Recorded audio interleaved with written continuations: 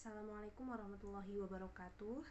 Kami dari kelompok 4 yang terdiri dari yang pertama ada Fatan Hifari Saifuddin, yang kedua Maryam Fatihatul Khair, yang ketiga Syafrina Alika Putri, dan yang keempat Safa Lukiana Azhara.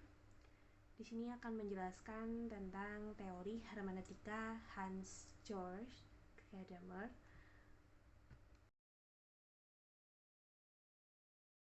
Yang pertama yaitu tentang biografi Hans Georg Gadamer yang lahir pada tanggal 11 Februari tahun 1900 di Marburg, Jerman, dan meninggalnya pada tanggal 13 Maret tahun 2002. Besar di lingkungan Protestan. Ayahnya seorang profesor dalam bidang kimia, tertarik dengan ilmu humaniora atau sastra sejak kecil, belajar filsafat neo-Kantian kepada Paul Natorp dan Nikolai Hartmann, merampungkan disertasi pada usianya yang ke-22 tahun, mengunjungi Freiburg untuk belajar filsafat kepada Martin Heidegger, yang terakhir mempunyai hubungan yang dekat dengan Heidegger. Heidegger sangat mendominasi dan mempengaruhi pola pikir Gadamer. Pada tahun 1929 menyelesaikan Hebischen atau penelitian pasca doktor sebagai syarat untuk menjadi profesor di universitas. Selama masa Hitler tidak pernah mendapatkan posisi penting. Dia merupakan termasuk salah seorang yang ilmuwan yang anti-nazisme. Ketika Perang Dunia Kedua selesai, berpindah ke Jerman Barat dengan sebuah posisi di Frankfurt am Main. Pada tahun 1949 pindah ke Heidelberg untuk menggantikan posisi Karl Jaspers.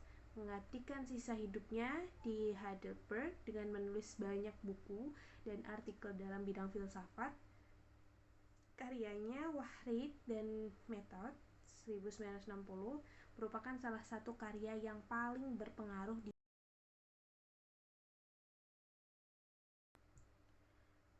Heidegger sangat mendominasi dan mempengaruhi pola pikir Gadamer.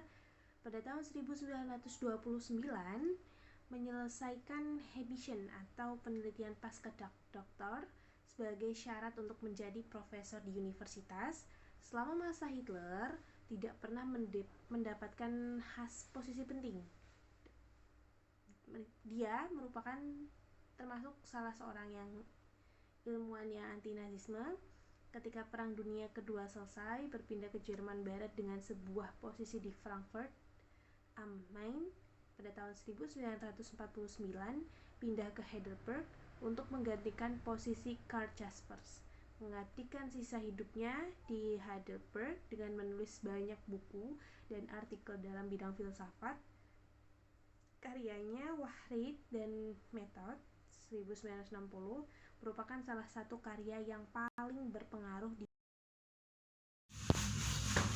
dalam karyanya ini Gadamer menolak hermeneutika Schleiermacher yang menempatkan penafsir sekaligus sebagai pengarang.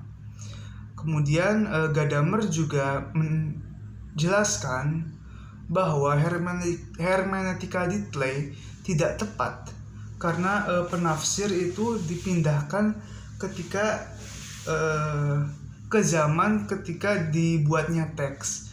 Sementara penafsir itu kan waktunya, masanya itu sudah terpaut jauh dengan teks tersebut dibuat. Nah, di karyanya ini Gadamer itu mencoba memberikan perspektif baru tentang bagaimana dua penafsiran yang diproduksi dalam jangka waktu yang lama dalam masa yang terpaut cukup jauh itu dapat melahirkan penafsiran baru sebagai upaya produktif dalam proses penafsiran. Kemudian sebagaimana yang kita ketahui bahwasanya kan Gadamer itu mempunyai hubungan yang dekat dengan Heidegger. Nah, dari sana Gadamer itu memanfaatkan pemikiran Heidegger untuk melahirkan gagasan hermeneutikanya. Nah, menurut Gadamer dan Heidegger, bahasa itu merupakan sebuah gudang sekaligus sebagai media komunikasi yang menyimpan tradisi. Oke, yang selanjutnya itu ada bahasa, keberadaan, dan sejarah itu tidak sekedar saling berkaitan, tetapi juga saling menyatu. Kemudian hermeneutika yang Gadamer bahas bukan sebagai metodologi penafsiran, namun penafsiran yang bersifat ontologi. Dan terakhir, penafsiran adalah bagian dari manusia, way of being. Oke, selanjutnya ada mengenai teori-teori pokok hermeneutika dari Gadamer sendiri. Yang pertama itu adalah kesadaran akan keterpengaruhan sejarah. Jadi menurut Gadamer, penafsir itu harus sadar bahwa penafsirannya akan terpengaruh oleh kondisi hermeneutik tertentu. Kemudian selanjutnya juga terpengaruh oleh kondisi sosial, budaya, politik, dan pengalaman hidup sampai tradisi. Yang kedua ada pra-pemahaman. Keterpengaruhan sejarah juga akan membentuk pra-pemahaman.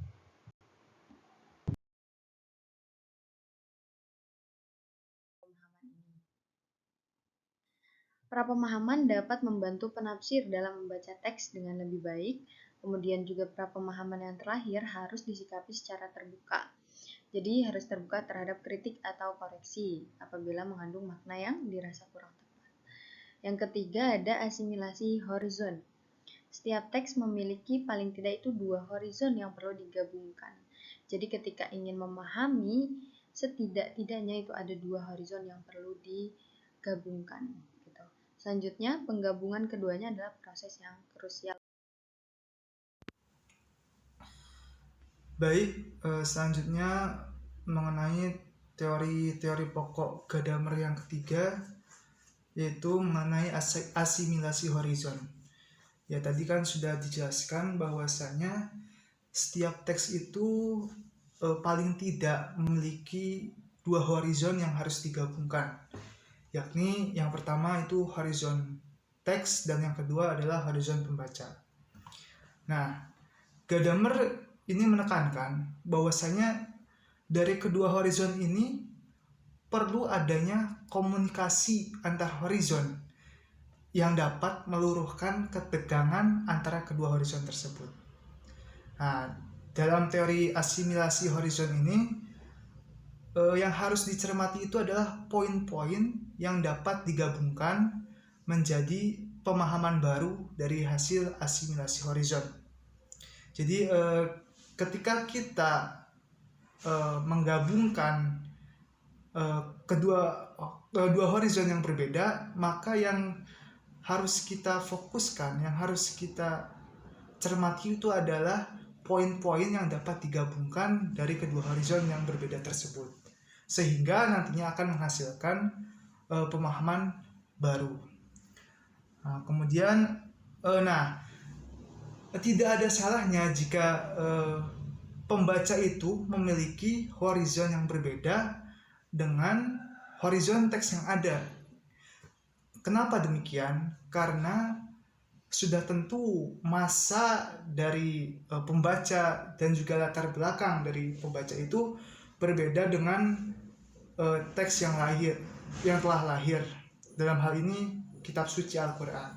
Masanya itu sudah terpaut sangat jauh, udah beribu-ribu tahun. Nah, maka tidak salah jika horizon yang pembaca miliki itu berbeda dengan horizon teks tersebut. Kemudian teori yang terakhir dari teori-teori pokok hermeneutika Gadamer, yakni tentang pengaplikasian. Ya, jadi isi kandungan makna yang sudah didapat itu sebaiknya, bahkan seyogianya itu dipraktikkan dalam kehidupan sehari-hari oleh si pembaca.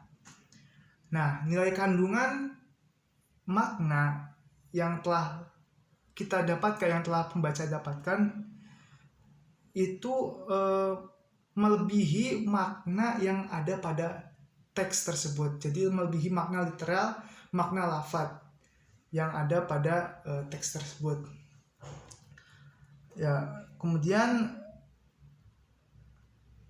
dalam pengaplikasian ini, bila kita ingin mengaplikasikan makna-makna yang sudah didapat, itu kita harus mengaplikasikan, melakukan teori-teori sebelumnya terlebih dahulu.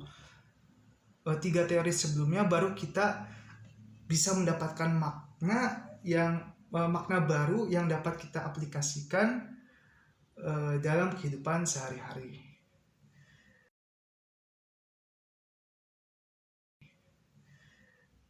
Ya, mungkin cukup sekian presentasi dari kelompok kami, dari kelompok 4, mengenai teori hermeneutika Hans-Georg Gadamer. Bila ada salahnya, kami mohon maaf. Sekian dan terima kasih. Wassalamualaikum warahmatullahi wabarakatuh.